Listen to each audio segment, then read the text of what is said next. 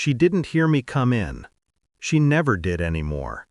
The house was dark except for the kitchen light, the same one she used to leave on for me when she cared.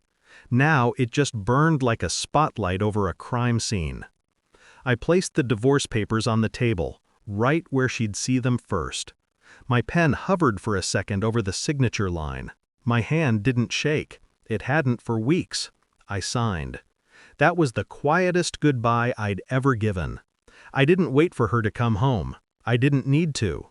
She'd walk in later, pretending to be exhausted from work, her perfume reeking of someone else's cologne. She'd see the papers. She'd panic. She'd call me. She'd text. And I'd let her voice go straight to voicemail until she understood what it felt like to talk to no one. To be ghosted by the man she thought she owned. We met 8 years ago. She was sunlight, all warmth and laughter and that reckless kind of confidence that makes you believe in things again. I'd been dull back then, burnt out from life. She sparked something. And for a while I thought she loved me for who I was. But people don't change overnight. They just stop pretending. Her smiles got shorter. Her phone got quieter around me. She started locking the bathroom door when she showered, something she never did before. And when I asked about the sudden late meetings, she'd sigh like I was some needy stranger asking for a favor. The proof came on a Tuesday. Funny how betrayal likes routine. I was sitting in the car outside her office. She'd left her work laptop at home, said she'd grab it on lunch break. I went to drop it off, being the good husband I thought I still was. But as I waited, I saw her. She wasn't alone. He touched her back in that familiar way, the kind of touch you only use when you've already crossed the line. She laughed, head tilted, eyes closed. The same laugh she used to save for me. Something inside me went quiet. Not broken, quiet. I didn't confront her that night, or the next. I studied her instead. Watched her texts light up at odd hours.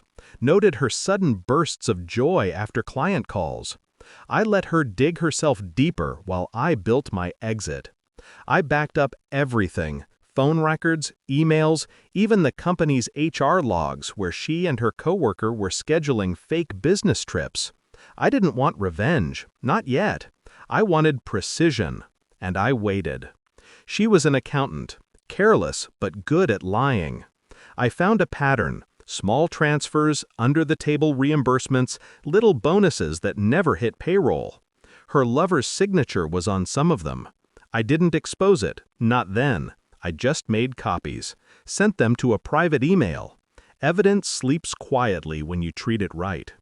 When I finally left, I made sure she'd wake up to an empty house. Her clothes were still in the closet. Mine weren't.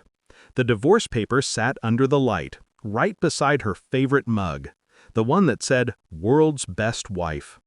I moved into a small apartment across town.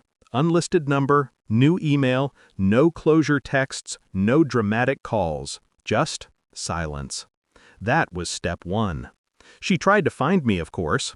Her messages went from confused to angry to desperate. "We can fix this. It's not what you think. Please talk to me." I never replied. I let her drown in her own noise. A month passed before I sent the email. Anonymous, clean, detailed. Every spreadsheet, every transaction, every falsified signature. It went straight to her company's compliance department. Her boss was CC'd. So was HR. The next morning, she was suspended. 2 days later, terminated. The company launched an internal audit. Her partner, the same man she cheated with, was fired too. I didn't celebrate. I just watched it unfold. I heard she tried to reach me after that, wanted to talk things out. But by then, her number was blocked. My silence had become its own language. Last week, I got an envelope in the mail. No return address, but I knew the handwriting. Inside was a single sheet. "You destroyed my life." No, I just handed her the matches she'd already lit. I folded the note, set it on my windowsill, and watched the city lights flicker below. There was no satisfaction in it, just clarity. Revenge isn't fire, it's precision.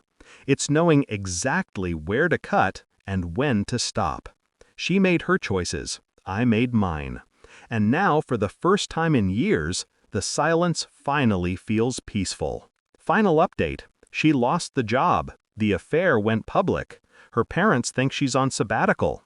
I'm signing the final divorce papers next week. No dramatic ending, no confrontation, just a clean exit. Some ghosts don't haunt, they remind.